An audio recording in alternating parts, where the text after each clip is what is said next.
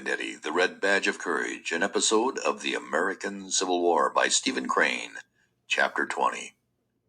When the two youths turned with the flag, they saw that much of the regiment had crumbled away, and the dejected remnant was coming slowly back.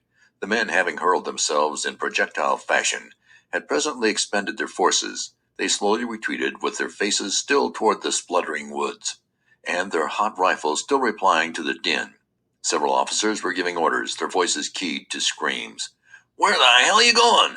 the lieutenant was asking in a sarcastic howl, and a red-bitted officer, whose voice of triple brass could plainly be heard, was commanding, "Shoot into 'em! Shoot into 'em! God damn their souls!" There was a melee of screeches in which the men were ordered to do conflicting and impossible things. The youth and his friend had a small scuffle over the flag. "Give it to me." "No, let me keep it." Each felt satisfied with the other's possession of it, but each felt bound to declare by an offer to carry the emblem his willingness to further risk himself. The youth roughly pushed his friend away. The regiment fell back to the stolid trees. There it halted for a moment, to blaze at some dark forms that had begun to steal upon its track. Presently it resumed its march again, curving among the tree trunks. By the time the depleted regiment had again reached the first open space, they were receiving a fast and merciless fire. There seemed to be mobs all about them. The greater part of the men, discouraged, their spirits worn by the turmoil, acted as if stunned. They accepted the pelting of the bullets with bowed and weary heads. It was of no purpose to strive against walls. It was of no use to batter themselves against granite. And from this consciousness that they had attempted to conquer an unconquerable thing, there seemed to arise a feeling that they had been betrayed. They glowered and bent brows, but dangerously, upon some of the officers, more particularly upon the red-bearded one with the voice of triple brass. However, the rear of the regiment was fringed with men who continued to shoot irritably at the advancing foes. They seemed resolved to make every trouble. The youthful lieutenant was perhaps the last man in the disordered mass. His forgotten back was toward the enemy. He had been shot in the arm. It hung straight and rigid. Occasionally he would cease to remember it, and be about to emphasize an oath with a sweeping gesture. The multiplied pain caused him to swear with incredible power. The youth went along with slipping, uncertain feet. He kept watchful eyes rearward. A scowl of mortification and rage was upon his face. He had thought of a fine revenge upon the officer who had referred to him and his fellows as mule drivers. But he saw that it could not come to pass. His dreams had collapsed when the mule drivers, dwindling rapidly, had wavered and hesitated on the little clearing, and then had recoiled. And now the retreat of the mule drivers was a march of shame to him. A dagger-pointed gaze from without his blackened face was held toward the enemy, but his greater hatred was riveted upon the man who, not knowing him, had called him a mule driver. When he knew that he and his comrades had failed to do anything in successful ways that might bring the little pangs of a kind of remorse upon the officer, the youth allowed the rage of the baffled to possess him. This cold officer upon a monument, who dropped epitaph unconcernedly down, would be finer as a dead man, he thought. So grievous did he think it that he could never possess the secret right to taunt truly in answer. He had pictured red letters of curious revenge. "We are mule drivers, are we?" And how he was compelled to throw them away. He presently wrapped his heart in the cloak of his pride and kept the flag erect. He harangued his fellows, pushing against their chest with his free hand. To those he knew well, he made frantic appeals, beseeching them by name. Between him, the lieutenant scolding, and near to losing his mind with rage, there was felt a subtle fellowship and equality. They supported each other in all manners of hoarse howling protests. But the regiment was a machine run down. The two men babbled at a forceless thing. The soldiers who had heart to go slowly were continually shaken in their resolves by a knowledge that comrades were slipping with speed back to the lines. It was difficult to think of reputation when others were thinking of skins. Wounded men were left crying on this black journey. The smoke fringes and flames blustered always. The youth, peering once through a sudden rift in a cloud, saw a brown mass of troops interwoven and magnified until they appeared to be thousands. A fierce-hued flag flashed before his vision. Immediately, as if the uplifting of the smoke had been prearranged, the discovered troops burst into a rasping yell, and 100 flames jetted toward the retreating band. A rolling gray cloud again interposed as the regiment doggedly replied. The youth had to depend again upon his misused ears, which were trembling and buzzing from the melee of musketry and yells. The way seemed eternal. In the clouded haze, men became panic-stricken with the thought that the regiment had lost its path and was proceeding in a perilous direction. Once the men who headed the wild procession turned and came pushing back against their comrades, screaming that they were being fired upon from points which they had considered to be toward their own lines.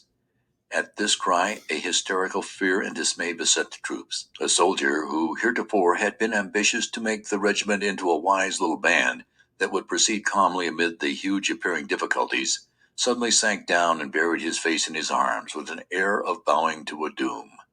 From another, a shrill lamentation rang out, filled with profane allusions to a general.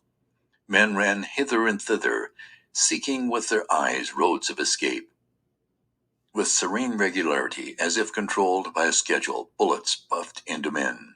The youth walked stolidly into the midst of the mob, and with his flag in his hands took a stand as if he expected an attempt to push him to the ground. He unconsciously assumed the attitude of the color-bearer in the fight of the preceding day. He passed over his brow a hand that trembled. His breath did not come freely. He was choking during this small wait for the crisis. His friend came to him. "Well, Henry, I guess this is goodbye. John." "Oh, shut up, you damn fool," replied the youth, and he would not look at the other. The officers labored like politicians to beat the mass into a proper circle to face the menaces. The ground was uneven and torn. The men curled into depressions and fitted themselves snugly behind whatever would frustrate a bullet. The youth noted with vague surprise that the lieutenant was standing mutely with his legs far apart and his sword held in the manner of a cane. The youth wondered what had happened to his vocal organs, that he no more cursed. There was something curious in this little intent pause of the lieutenant. He was like a babe which, having wept its fill, raises its eyes and fixes them upon a distant toy. He was engrossed in this contemplation, and the soft upper lip quivered from self-whispered words. Some lazy and ignorant smoke curled slowly. The men, hiding from the bullets, waited anxiously for it to lift and to disclose the plight of the regiment. The silent ranks were suddenly thrilled by the eager voice of the youthful lieutenant, bawling out, "Here they come! Right on to us, by God!" His further words were lost in a roar of wicked thunder from the men's rifles. The youth's eyes had instantly turned in the direction indicated by the awkward and agitated lieutenant, and he had seen the haze of treachery disclosing a body of soldiers of the enemy.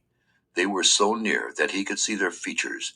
There was a recognition as he looked at the types of faces. Also, he perceived with dim amazement that their uniforms were rather gray in effect, being light gray, accented with a brilliant-hued facing.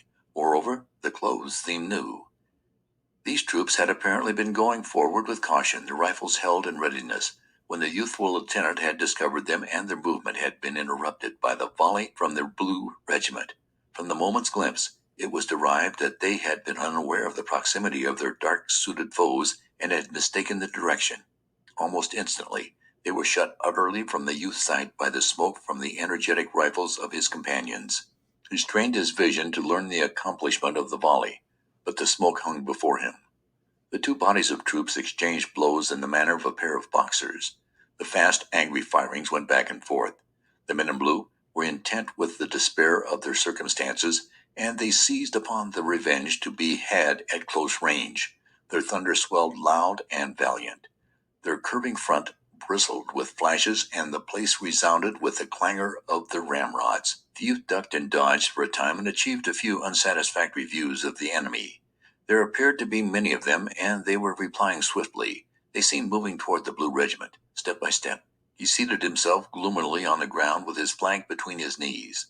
As he noted the vicious, wolf-like temper of his comrades, he had a sweet thought that if the enemy was about to swallow the regimental broom as a large prisoner, it could at least have the consolation of going down with the bristles forward. But the blows of the antagonist began to grow more weak. Fewer bullets ripped the air, and finally, When the men slackened to learn of the fight, they could see only dark, floating smoke. The regiment lay still and gazed. Presently some chance wind came to the pestering blur, and it began to coil heavily away. The men saw a ground vacant of fighters. It would have been an empty stage if it were not for a few corpses that lay thrown and twisted into fantastic shapes upon this ward. At sight of this tableau, many of the men in blue sprang from behind their covers and made an ungainly dance of joy. Their eyes burned, and a hoarse jeer of elation broke from their dry lips. It had begun to seem to them that events were trying to prove that they were impotent. These little battles have evidently endeavored to demonstrate that the men could not fight well. When on the verge of submission to these opinions, the small duel had showed them that the proportions were not impossible, and by it they had revenged themselves upon their misgivings and upon the foe. The impetus of enthusiasm was theirs again. They gazed about them with looks of uplifted pride, feeling new trust in the grim, always competent weapons in their hands. And they were men. End of chapter 20.